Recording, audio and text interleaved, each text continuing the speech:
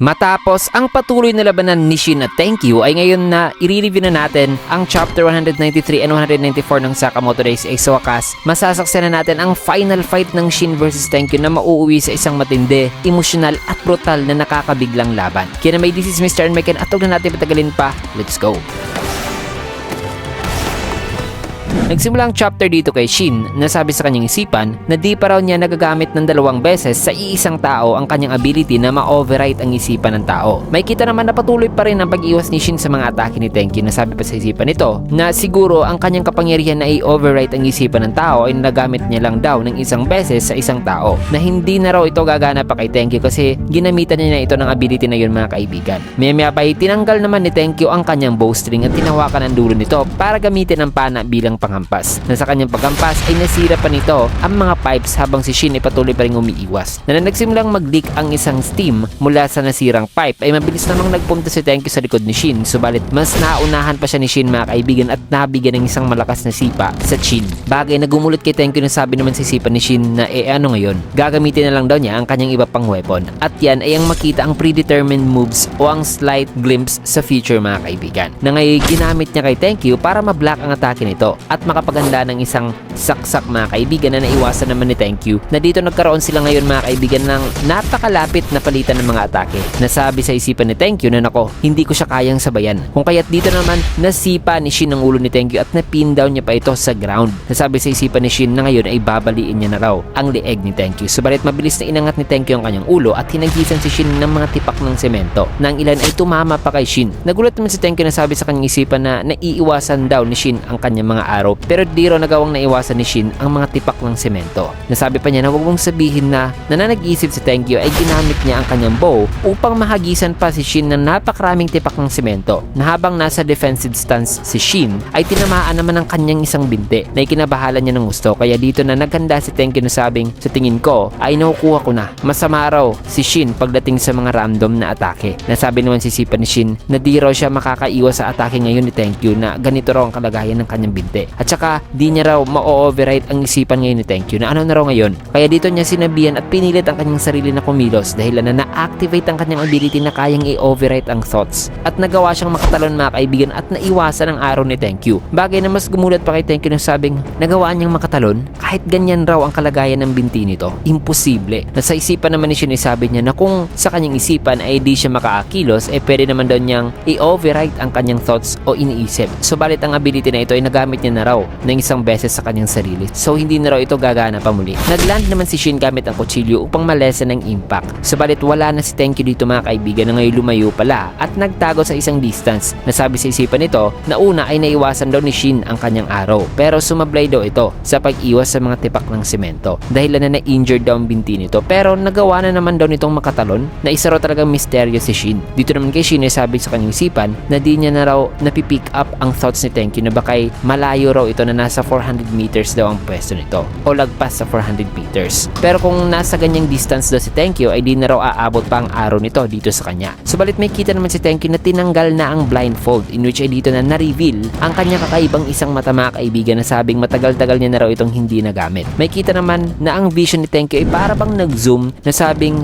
ngayong nakadilat na raw ang kanyang kaliwang mata para bang nahihilo raw tuloy siya. In which ay dito naman itinwist ni Tenkyu mga kaibigan ang kanyang bowstring dito sa kanyang araw at naghanda na sa pag-release nito ay may kita ang isang napakabilis at napakalakas na pag-release ng araw na bahagyang tumama kay Shin na sabing in-erupt daw ni Tenkyu ang bowstring nito sa araw nito para mas mapabilis pa at mapalayo ang distance na pwedeng maabot ng araw. Kaya sabi naman dito ni Tenkyu na between daw sa ESP ni Shin at sa kanyang araw ay sa tingin niya ay mas maganda raw ang kanyang range. May kita naman na nakatingin lang si Shin na sabi naman sa kanyang isipan na masyado raw malayo si Tenkyu na di niya raw nababasa ang thoughts nito ngayon. Nasabi naman ni Tenkyu na wag mo naman akong bigyan ng ganyan tingin Shin. Gusto kitang patayin at tapusin na ito. Sabay inatake na naman niya si Shin na naiwasan naman ni Shin pero nadaplisan pa rin siya nito. Nasabi naman sa isipan ni Tenkyu na kainis. Ang paggamit daw sa kanyang kaliwang mata ay nakakahilo daw kaya nasusuka raw siya ngayon. Dito naman kay Shin ay sabi niya na halos di na raw niya magalaw-galaw ang kanyang katawan. Na dapat daw siyang mag-isip ngayon ng isang bagay na kung saan ay pwede siyang lumabang kay Tenkyu. Kaya mabilis namang kumilos si Tenkyu mga kaibigan at nag-engage na sa close range na hinampas si Shin ng pana. pana. Napaatras naman si Shin ngunit si Tenkyu ay nakapag-release na pala ng arrow. Kaya sinabihan na ni Shin ang kanyang sarili na kumilos dahilan na na-overrate na naman ni Shin ang kanyang thoughts at na-force ang kanyang katawan mga kaibigan na kumilos despite sa kalagayan nito. Nagulat na naman si Tenkyu na sabing ha? Imposible yan. Papaanong nakakatakbo pa rin siya? Nasabi naman sa isipan ni Shin na ha? Gumana sa akin ang ability ng higit sa isang beses. Kung kaya't dito na ipinaliwanag ang ability ni Shin mga kaibigan na ang ability daw nito na kayang i-overrate ang thoughts ng isang tao ay gumagana raw sa paraan na nagsisend daw pala si Shin ng electrical signals sa parte ng utak ng isang tao na tinatawag na basal ganglia. Dahilan na naha-hijack daw ni Shin ang isipan ng target at katawan for a split second lamang. Pero dahil daw sa natural na depensa ng katawan ng tao, ang ability daw ni Shin ay hindi na gumagana pa ng higit sa isang beses. Subalit kung ang katawan mismo ng isang tao ay ang siyang nag-i-emit mismo sa mga electrical signals o current na yon,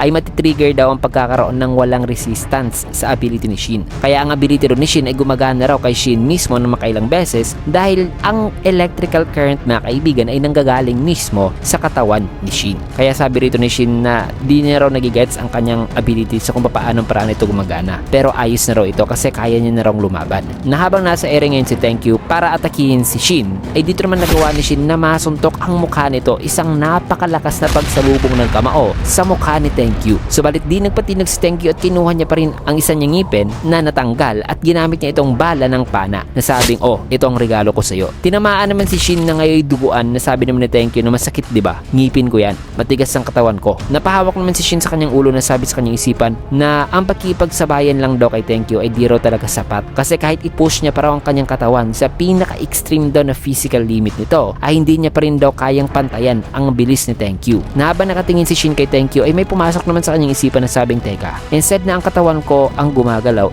paano kaya kung uutusan ko mismo ang aking isipan na mag-function sa maximum power? Kaya dito na naganda si Tenkyu na sabing, Shin, sino kaya ang mamatay sa atin dalawa? Nasa isipan ni Shin ay sabi niya na kaya ba ito ng utak ko pero kailangan ko itong subukan. Na i-push daw ang kanyang utak na mag-process sa peak daw talaga na performance o bilis. Kung kaya't ipinush na ni Shin ang kanyang utak mga kaibigan na mag-process sa napakabilis na paraan na kung saan ay sa pag-release ni Tenkyu ng kanyang arrow ay dito na nagulat si Shin na sabing, ang lahat ay tila ba'y napakabagal daw kung kumilos. Na kahit nasa ilang centimeter na ang arrow ni Tenkyu mula sa mata ni Shin ay nagawa pa rin ni Shin matignan ang nasa kanyang paligid mga kaibigan at nagawa niyang mapigilan ang arrow mismo na sabing, panalo ako. Nagamit ang arrow ay nagawa niyang maatake si Tenkyu sa napakabilis na paraan na di man lang ito mga kaibigan nakapaghanda at multiple injuries ang kanyang natanggap mga kaibigan na naputol pa nga ang kanyang dalawang daliri na kung saan ay sa kanyang pagbagsak ay tinutok naman ni Shin ang kanyang arrow dito kay Tenkyu. Subalit may nagpakuha naman sa atensyon ni Tenkyu nang may tumulo sa kanyang mukha. Kaya tanong pa niya kay Shin na bakit umiiyak ka? Malungkot ka ba? Hindi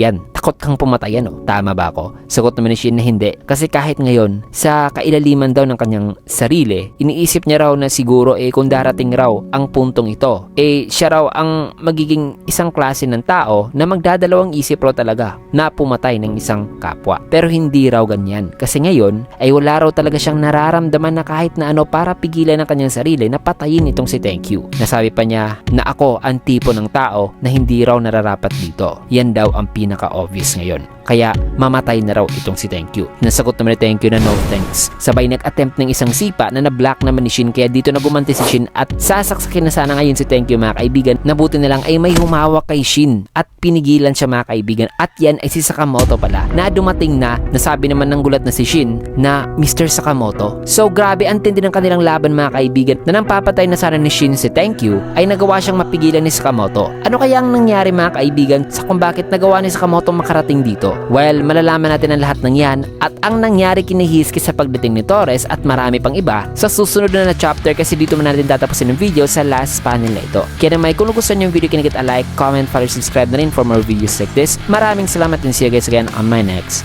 video.